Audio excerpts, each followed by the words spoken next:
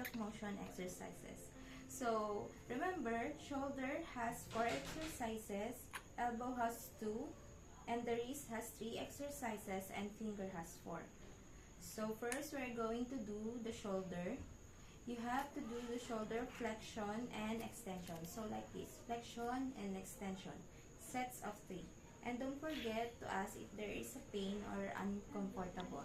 Then next, the abduction and adduction. So, abduction and adduction, also sets of 3. So, remember, abduction is to take away from the body, and adduction is bring it back to the body. Then next, we are going to do the horizontal abduction and horizontal adduction. Then next, we have the shoulder rotation, like a cat or like a policeman, like this. After that, we are going to do the elbow flexion and extension. Elbow flexion and extension, like this. You are going to weighing. Then next, we have the elbow rotation. Then next, the wrist flexion, extension, and hypertension. So, wrist flexion, extension, and hypertension. Also, sets of 3.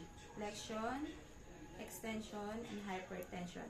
Then, wrist abduction, and adduction. So, like the adduction and adduction, wrist is also away from the face, and abduction and adduction, like this.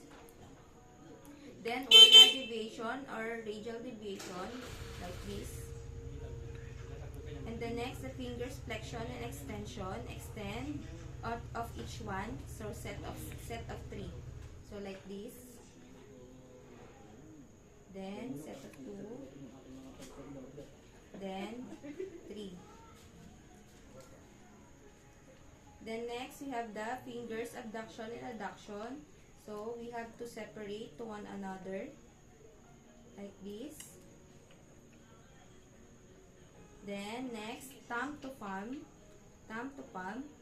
like this.